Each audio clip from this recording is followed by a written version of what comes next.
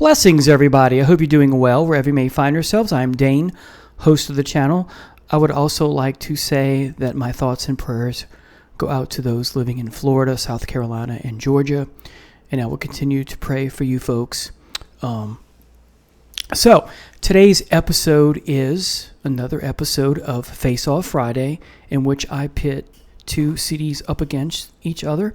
And today's episode, with good reason, is Led Zeppelin 2, The Brown Bomber, as it's been nicknamed by many, and Deep Purple's in Rock, for me, the Blue Beauty. That's what I call it. It is a beaut.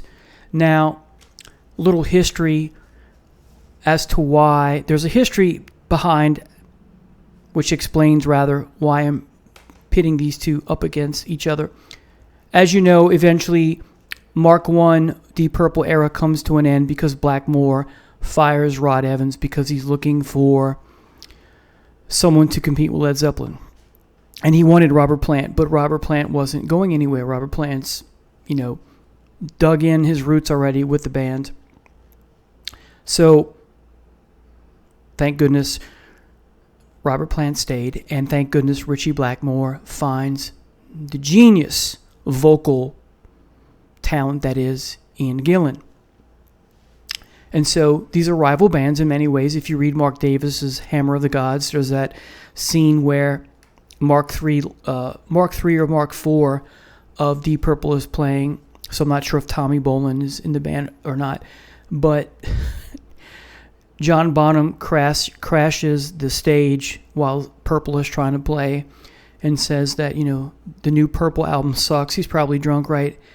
John Bonham is probably. He says the new Purple album sucks and Presence is a masterpiece, or Presence is awesome, or something like that. Well, anyway, I love both of these bands to death. They're both in my top 10. And it's a great way to demonstrate my love of these two bands, but also demonstrate, as is the part or the reason behind these episodes, to, at the end of the episode, come to a conclusion, which may be difficult or not, as to which of these two reign supreme. Which one of these do I like better? Now, so they're rivals, as I said, and with good reason, because they're both hard rockin', heavy at times, and you have the wonderful, masterful Gibson guitar playing for the most part. Sometimes he plays Telecaster. That's mostly Led Zeppelin 1. But Jimmy Page became known for his Gibson playing, and versus Ritchie Blackmore's Stratocaster, which I love too. I love both of these guitar, the tone from both of these guitars. And they're both masters of their craft in their own right. They're two of my favorite guitar players of all time. So, with no further ado, let's talk about the track listing of Led Zeppelin 2. So, Whole Lotta Love, What Is and What Should Never Be, The Lemon Song, Thank You, Heartbreaker, Living Loving Maid, She's Just a Woman, Ramble On, Moby Dick, and Bring It On Home. Now, I have not done this by the numbers. I've decided for this particular episode, I'm just going to go with my gut over which of the two I like. Sometimes I'll do by the numbers, sometimes I won't, and sometimes I'll do by the numbers and then still go with the one that doesn't get the highest rating. Both of these for me are masterpieces. They're both heavy, as I said. So if we talk about Led Zeppelin 2, again, or rather I should say not again, but for both of these, I'm just going to stick to the original track listing. These are both the bonus versions that have extra tracks. We're not going to deal with that. So for example, this CD has quite a few bonus tracks, and it has Black Knight on it. But Black Knight did not come on the original version of the LP, so we won't include that in the discussion. So for this album, you have Speed King, Bloodsucker, Child in Time, Flight of the Rat, Into the Fire, Living Wreck, and Hard Lovin' Man. So 7 songs in rock. 1, 2, 3, 4, 5, 6.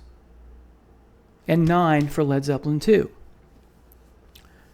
Now, having said that, Child in Time is a very long song, so it's kind of a double-length track, if you will. It doesn't give the time here. I think it's 11 minutes and change. All right, so let's talk about the tracks individually now. Whole Lotta Love would be an 11 out of 10 for me.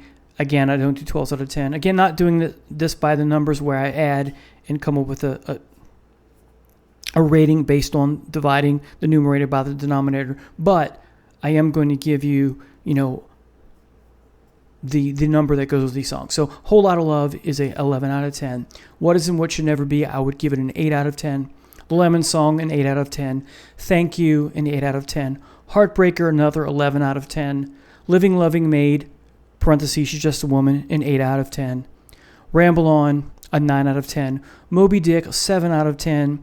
Love the guitar, love the drum solo, but it kind of doesn't seem to go with the rest of the album, with the respect that you don't have any vocals, you don't have much in the way of, there's no Robert Plant, and there is some John Paul Jones there, but there's just something, I've seen people do videos where, which of these songs they present an album and they talk about the song that seems to be misplaced and should be on a different album. Well, I don't go that far with this album, but I do think there is a falling off in a bit with, it kind of ruins the flow of the album is what I'm saying. I love the song, but it still ruins the flow of the album. And then Bring It On Home is a 10 out of 10 for me. So make of that what you will. Love this on the inside, right? But those are the tracks. Okay, here's In Rock. Speed King, 11 out of 10. Great heavy song. Bloodsucker is an 11 out of 10 for me. Just the phrasing from Gillen alone has kind of that rhymed couplet thing that you see later on with rap music. It's not a rap song, but you could say it has a rap feel. That may be blasphemous for some people, but it predates rap music by a few years because rap originated, I think, in 74, 75 with the Sugar Hill Gang, and this is... Well, I'm not seeing the date here. I should know this. But anyway, or maybe it's around the same time. But you can say Stormbringer has a rap feel to it. Coming out of nowhere, driving like rain, Stormbringer dancing on the thunder again has a kind of a rap feel in the sense, again, just not rap, but in the sense that you have the rhyme couplets and the flow is very fast-paced kind of a thing.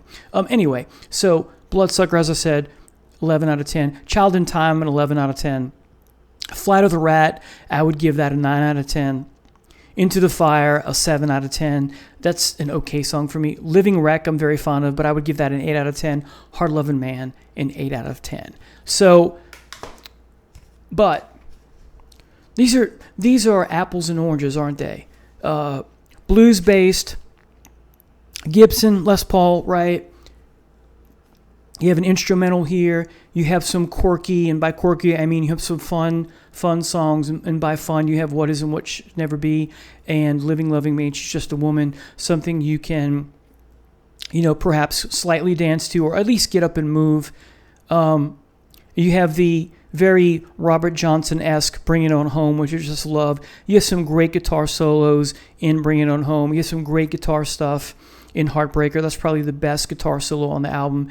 You have the slow ballad in Thank You, an homage or tribute rather to Robert Plant's wife, written by Robert Plant himself. You have the wonderful blues-based yet heavy blues or blues metal or proto blues heavy metal.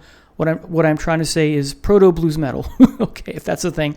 And then of course the gem on here is for me Whole Lotta Love with the theremin and the ha, ha, ha part scene, that's just the Freudian part, right? Just fabulous. And Plant never sounded better, right?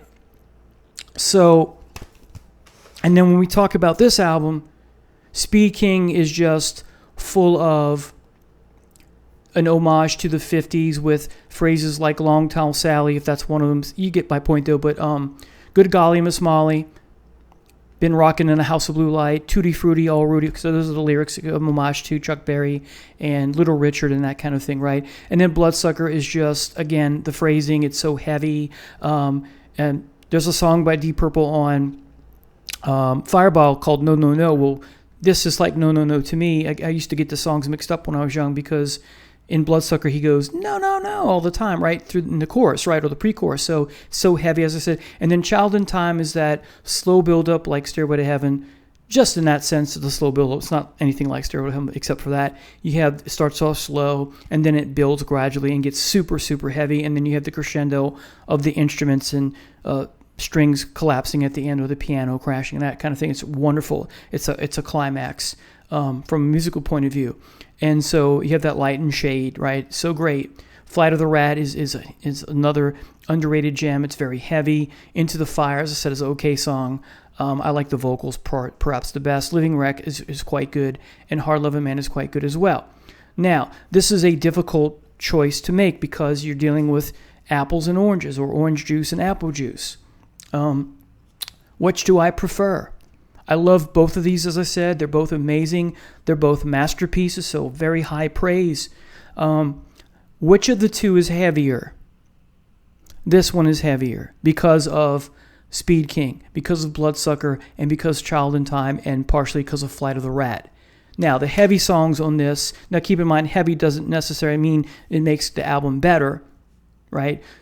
People talk about LeBron James because he's stronger and bigger, he's better. Well, that's, remember Goliath, right? That doesn't make you the best basketball player. I'm more of a Jordan fan because of finesse and that kind of thing. But anyway, kind of a quirky analogy there. But the heavy songs on Led Zeppelin 2 is Whole Lotta Love, kind of the Lemon Song. Heartbreaker is heavy, and Bring It On Home is blues heavy. But you don't have the heaviness. This is not as heavy. This is much more heavier than this. This is heavy in a different way. Again, apples and oranges, as I said. This is more bluesy. This is more proto-metal, but approaching metal.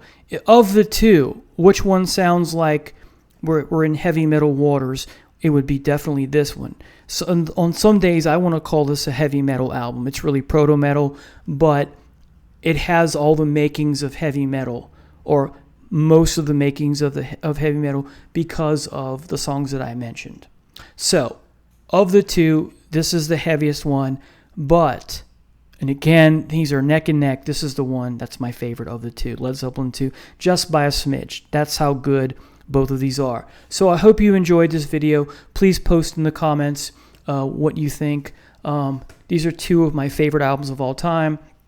70s, the golden age of rock and roll, or the golden age of hard rock music, if you will. Thanks so much for watching. God bless. Stay safe, everyone. Take care.